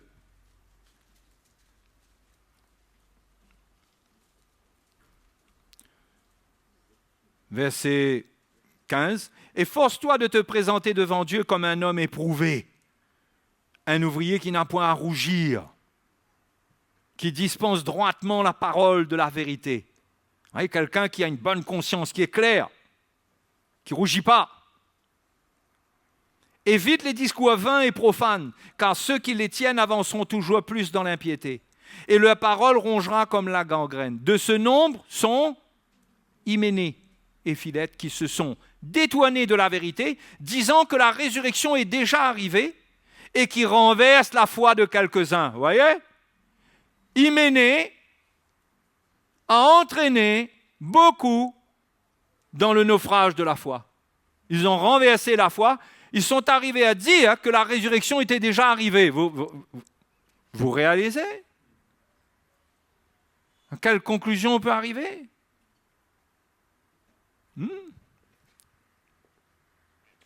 Donc, quand on ne garde pas notre bonne conscience, parce que ce Hyménée, Paul dit bien, de ce nombre sont Hyménée et Alexandre. De quel nombre? Du nombre de ceux qui ont fait naufrage par rapport à la foi, qui ont fini par blasphémer. Donc Hyménée, à cause d'un cœur qui n'était pas pur et qui n'était pas droit, il a fini par se détourner de la doctrine de Christ. Et quand quelqu'un ne garde pas une bonne conscience, un cœur pur, il finit à un moment ou à un autre par se détourner de la saine doctrine. Vous savez pourquoi? Parce qu'il va chercher une doctrine qui convient à la résistance qu'il transporte dans son cœur pour qu'il n'ait pas à souffrir ce combat, mais qu'il soit relâché pour vivre selon ce qu'il veut dans son cœur et dans sa conscience. En réalité, il a déjà fait naufrage. Il n'a pas obéi à la conscience au départ. Finalement, il est livré à une conviction. Il est livré à Satan par une conviction qui n'est pas de Dieu. C'est le grand naufrage. Frères et sœurs, garder un cœur pur, c'est extrêmement important. Garder un cœur pur dans les épreuves. Écoutez bien, dans les épreuves. Parce que le diable a beaucoup de doctrines à donner dans les épreuves.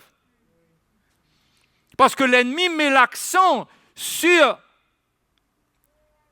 la souffrance, mais sur le fait que ce n'est pas normal de souffrir. Donc les doctrines viennent soulager la souffrance. Les doctrines proposent des choses pour soulager la souffrance. Le message de la prospérité et tout ça, ça vous montre un moyen d'échapper à la souffrance. Ce n'est pas normal qu'on soit pauvre. Ce n'est pas normal qu'on soit malade, qu'on souffre dans notre corps. Et il y a des doctrines qui viennent montrer que ce n'est pas normal. Donc, quand vous avez du mal avec le fait qu'il faut prendre votre croix pour accepter votre chemin, quand vous avez du mal avec ça, vous finirez par adopter le point de vue de ces doctrines. Et vous dire, c'est vrai. D'ailleurs, écoutez bien, ceux qui luttent plus qu'il n'en faut avec le message de la croix, quand ils abandonnent cela, allez leur demander s'ils sont bien.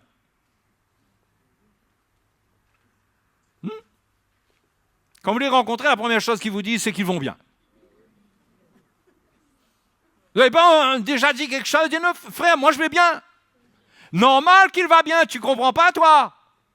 Il va bien parce qu'il a cessé le combat avec sa conscience. il a cessé ce combat. Il s'est aligné avec quelque chose qui vient le soulager. Il a rompu avec la voie de l'esprit et il s'est associé à quelque chose qui le soulage. Et il va bien, il est bien. Ben oui. Si quelqu'un prend sa croix et vous enlevez la croix sur lui et vous lui demandez si ça va mieux, ben il faut vous dire oui, ça va mieux. Ça ne veut pas dire qu'il est dans la vérité. Tout le monde va tout d'un coup va mieux quand on enlève la croix. Waouh! Ouh! Mais est-ce que Dieu veut qu'on enlève la croix? Vous comprenez? Donc les frères, important de garder la bonne conscience. Quand votre conscience vous dit quelque chose dans le service de Dieu et que l'Esprit de Dieu rend témoignage à votre conscience de quelque chose avec lequel vous n'êtes pas à l'aise, pourquoi tardez-vous avec ça ou faites-vous comme si que Dieu ne parle pas? Quand vous servez le Seigneur avec les anciens et qu'il y a une petite voix qui vous dit « ça fait plus de 2 ans que tu n'as pas exposé ton cœur et ta vie à un berger ». Hein? Et que ce témoignage-là revient dans ton cœur pendant une période, on dirait que ça te parle, que tu réalises que tu es indépendant, quoi. Qu'est-ce que tu fais de ça? On fait comme si rien n'était. Vous savez, souvent, qu'est-ce qu'on fait? On prétexte de la liberté. On est libre, on n'est pas sous la loi. Je ne suis pas obligé. C'est pas on combat la voie de l'esprit avec le raisonnement de la loi. On dit qu'on n'est pas sous la loi. Mais ça, ce n'est pas la loi qui s'adresse à toi, là, c'est le Saint-Esprit.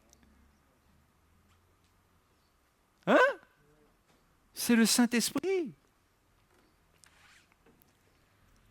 Qu'est-ce que tu fais de ça? Ah oui, on a des prétextes, on est timide, on est ceci, on est cela. Mais pourtant, le Seigneur veut qu'on marche par la foi, qu'on s'humilie, qu'on soit humble, qu'on soit obéissant à sa voix.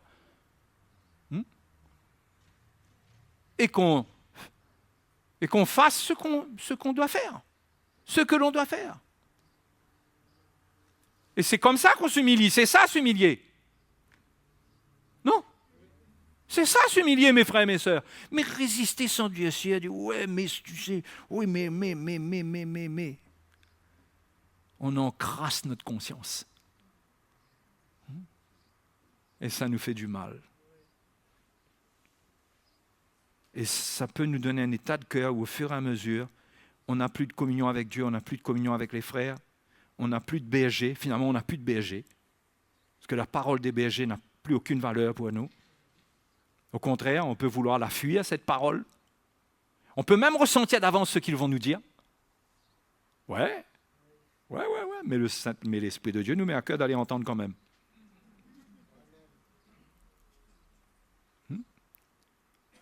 On peut être dans tout ça.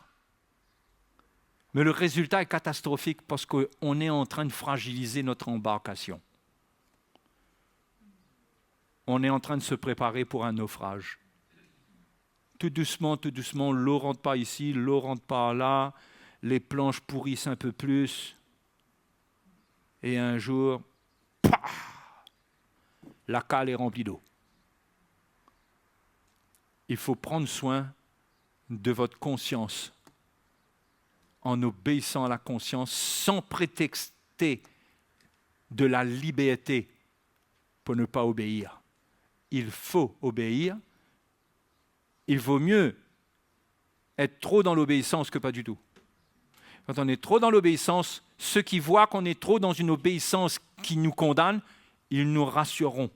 Ils nous instruiront pour nous dire « Hein? Mais il vaut mieux en faire trop que pas du tout et qu'on s'éloigne, et qu'on s'éloigne, et qu'on s'éloigne. » OK? Hein?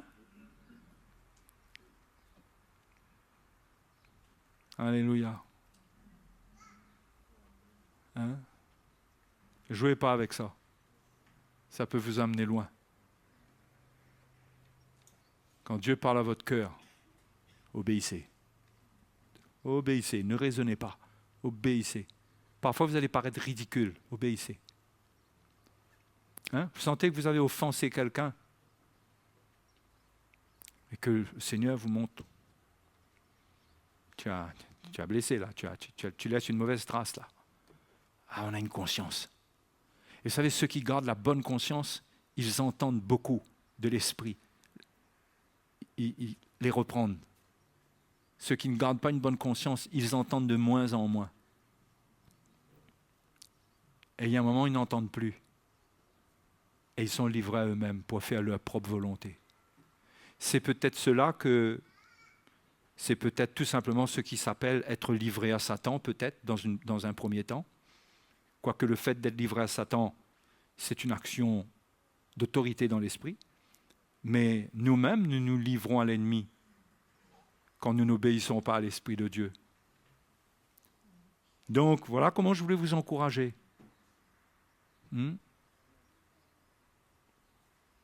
Au départ de ma vie chrétienne, je n'ai pas entendu le message de la croix. C'était pas, la prédication de la croix n'était pas dans l'église comme aujourd'hui. Là, on enseigne, on instruit, on revient. C'est le message. Mais moi, je me souviens que j'avais une conscience sensible. Très sensible. Très, très, très sensible. Au point que c'était difficile à vivre. La moindre chose qu'on dit à quelqu'un, de sentir que, zut alors, non, mon frère, excuse-moi. Je vais dire, non, il y a pas... Parce que les gens vont souvent vous dire, non, mais c'est pas grave. Mais non, pas du tout. Mais pourtant, votre conscience a réagi. Il vaut mieux cet excès-là. Mais au moins, vous êtes humble. Mais vous mûrirez. Il y a une maturité qui va venir. Parce qu'il y a un moment où vous n'allez pas vous excuser 4000 fois par jour avec les gens, mais vous n'allez pas rater non plus ce qui est important, ce qui est essentiel. Et moi, je me souviens à l'époque, parfois j'avais des attitudes envers ma mère. Ça arrivait que tout d'un coup, je disais quelque chose. C'était pas particulièrement méchant, mauvais, mais ouf. Je me souviens, je me retournais vers elle pour demander pardon. Et qu'est-ce que ça fait du bien de s'humilier? On veut prier 1 heure en langue pour s'édifier. Mais on va aller lutter pour monter cette côte-là. Avec une 2 chevaux, là, on cherche à monter la 4 voies, là. Alors qu'en s'humiliant simplement, notre moteur se renouvelle, il y a une puissance dedans, on dépasse les Porsche en montant, là. Il y a des chrétiens qui ont une Porsche, qui n'arrivent pas à monter les côtes. Une puissance sur le moteur, soi-disant, ils ont l'appel de Dieu, ils ont la parole, ils ont les VSC, ça, quand ils accélèrent un petit coup sur la place, on dirait que ça va monter. Et il y en a, ils ont une petite 4L. Mais le moteur est pur, leur conscience est pure. Et quand ils appuient sur le champ pipi, comme dit l'autre, champignon, accélérateur. Un jour, il y a quelqu'un qui nous a dit ça à ma femme et à moi. Enfin bref, c'est une autre histoire, ça. Eh bien, ça monte. Frères et sœurs, vous ne trompez pas de combat. Quand vous voulez manifester la foi, réglez bien votre conscience avant. Sinon, votre coup de pied sur l'accélérateur, là, ça fera ronfler sur place, mais vous ne monterez pas la côte. Vous comprenez? S'humilier, ça rapporte beaucoup plus que 1000 prières sans ça. Par contre, 1000 prières avec une bonne conscience valent mieux qu'une prière avec une bonne conscience. Quand on persévère dans la prière. Mais une prière avec une bonne conscience valent mieux que 1000 prières avec une conscience qui est complètement, qui est en panne. Mais vous ne réalisez pas que le Seigneur, il vous nourrit. Et que si vous obéissez, vous trouverez la paix. Parce que l'affection de l'esprit, c'est la vie et la paix. L'affection de la chair, c'est la mort. Désobéissez à votre conscience, désobéissez au Seigneur, c'est affectionner la chair, c'est-à-dire aimer la pensée de la chair, c'est la mort, c'est des œuvres mortes, il n'y a rien dedans. Affectionnez l'esprit, vous aurez la vie et la paix. Comment on affectionne l'esprit? On garde une bonne conscience, parce que c'est notre conscience qui nous donne la paix. Comment vous allez avoir la paix sans avoir une conscience en paix? Expliquez-moi un coup. Quelqu'un peut m'expliquer? Quelqu'un peut m'expliquer comment on peut avoir la paix sans avoir la bonne conscience? La paix de l'esprit, elle s'adresse à une bonne conscience. Donc, les frères et les sœurs, c'est bon là? C'est bon.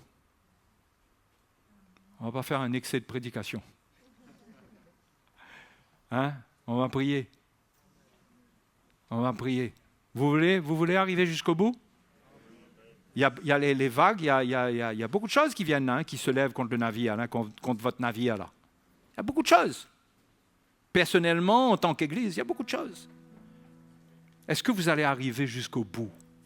Est-ce que votre bateau ne va pas être pris quelque part quand vous allez chercher l'armada? Vous n'allez plus trouver personne autour de vous. Votre petit navire va se retrouver en train d'aller vers l'Antarctique, là-bas, je ne sais pas où, là-bas, cogné contre les icebergs. Vous voulez arriver à bon port, laissez-moi vous dire, si vous ne considérez pas la parole de Dieu, vous n'irez pas loin avec votre propre parole. Obéissez à la parole de Dieu. Alléluia. Mettons-nous debout.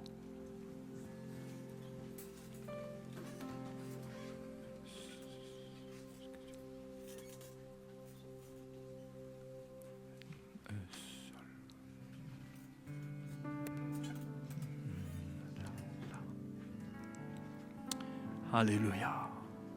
Alléluia. Oh, merci Seigneur. Merci pour ta lumière. Pour ta lumière qui vient dans nos cœurs. Pour ta lumière. Oui, Seigneur.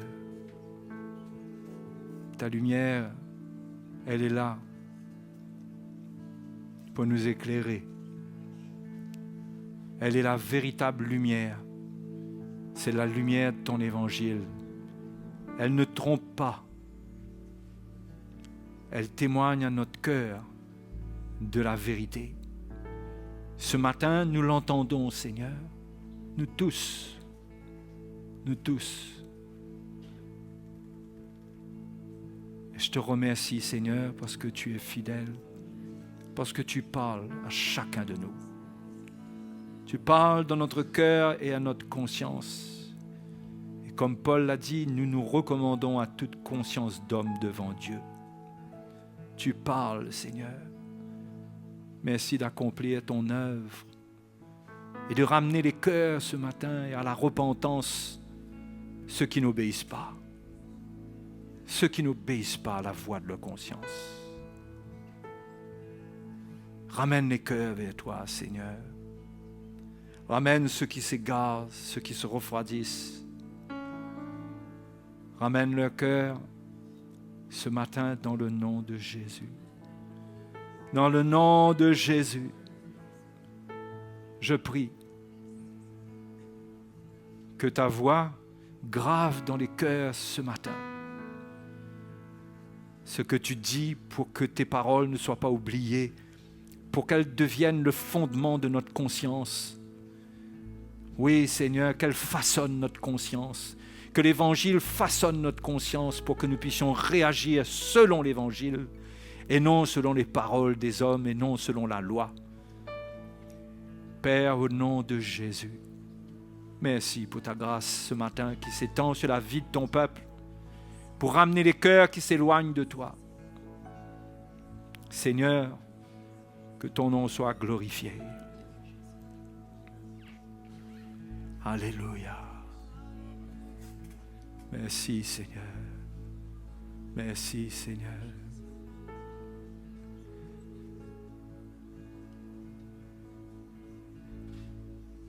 Alléluia. J'ai besoin de ta grâce, ô Seigneur, et de prier jusqu'à te trouver. Besoin de la présence de ton esprit pour pour faire ta volonté. Viens toucher ton cœur et les cœurs affamés. Ranime en moi le zèle pour te servir et prendre soin des autres comme tu prends soin de moi. Donne-moi un cœur comme toi. Je viens devant toi, ô Seigneur. De toi, Jésus, je ne suis pas digne. Mais dans mon cœur, je veux voir, oh Seigneur, ta gloire se révéler. Viens toucher ton cœur et les cœurs affamés. Ranime en moi le zèle pour te servir et prendre soin des autres comme tu prends soin de moi. Donne-moi Un cœur oh, comme toi. j'ai besoin de ta grâce, oh Seigneur, et te prier jusqu'à te trouver. Besoin de la présence de ton esprit pour faire ta volonté. Viens toucher, oui Seigneur, viens toucher, Les cœurs affamés, oh oui, ranime en moi le sel pour te servir et prendre soin des autres comme tu prends soin de moi. Donne-moi un cœur comme toi. Viens toucher, ton peur oh oui, et les cœurs alléluia. ranime en moi le sel pour te servir et prendre soin des autres comme tu prends soin De moi, donne-moi un cœur comme toi. Donne-moi un cœur comme toi. Donne-moi un cœur comme toi. Alléluia. Oh, alléluia. Alléluia. Ne faisons pas comme Caïn. Caïn n'a pas obéi à Dieu. Quand Dieu n'a pas jeté un regard favorable sur lui,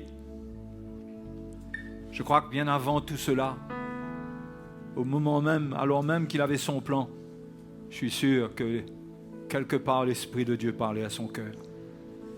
Et Caïn a persisté. Non seulement il a désobéi, il n'a pas fait ce qui est agréable à Dieu, mais en plus, il a fini par tuer son frère.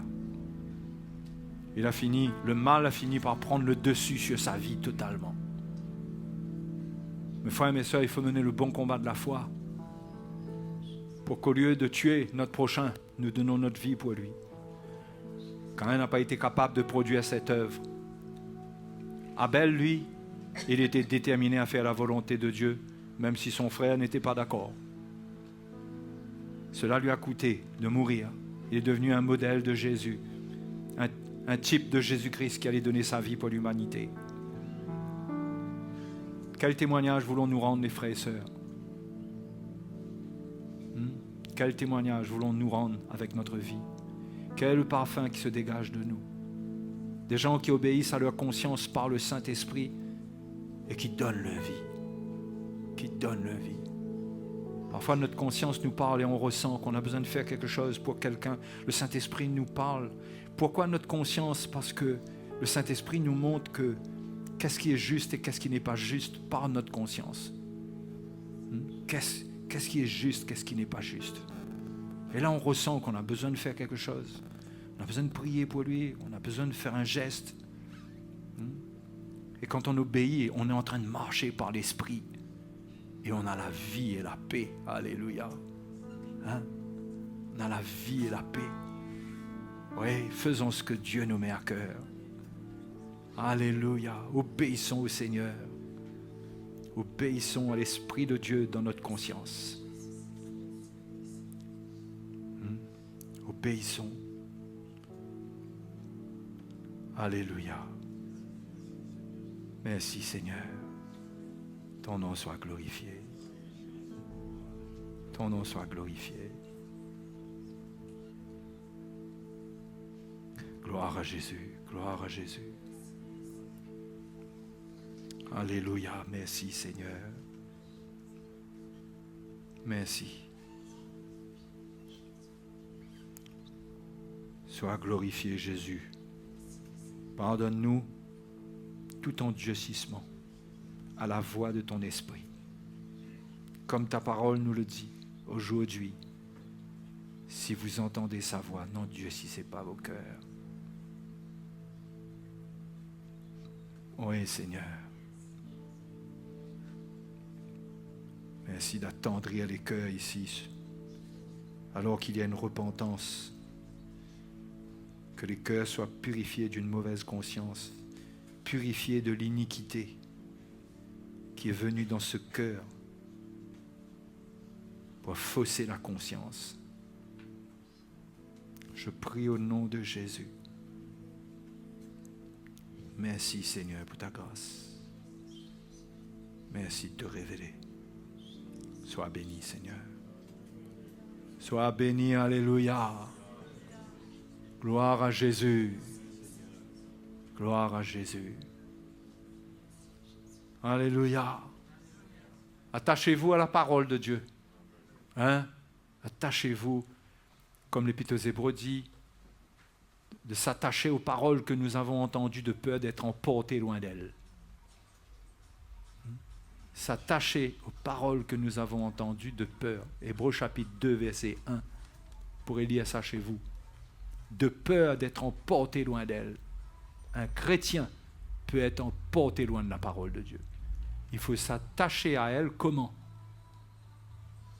En obéissant au témoignage du Saint-Esprit dans notre conscience, qui nous la rappelle. Nous prouvons notre attachement à la parole de Dieu en obéissant. Nous ne pouvons pas dire que nous nous attachons à la parole de Dieu en désobéissant.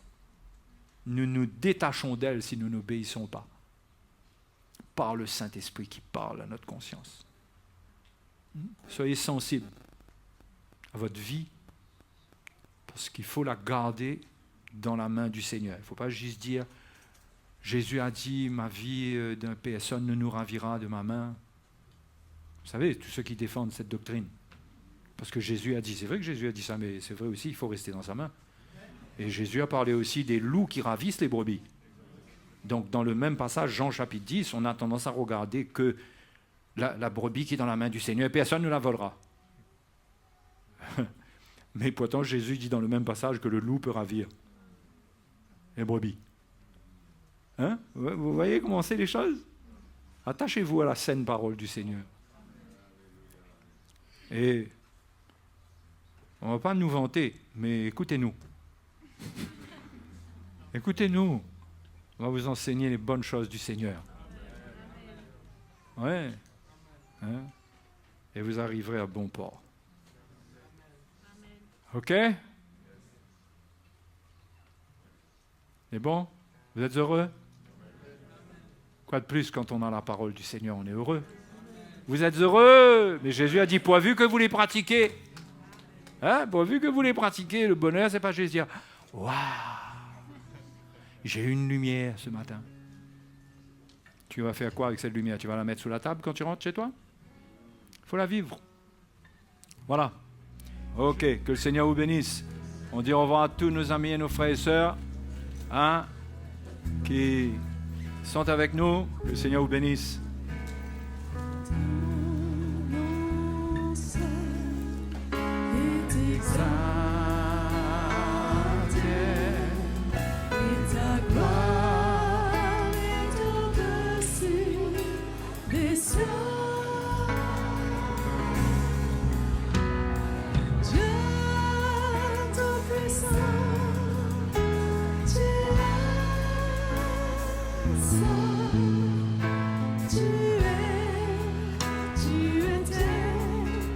Seigneur, tu reviens, ton nom seul est exalté et ta gloire.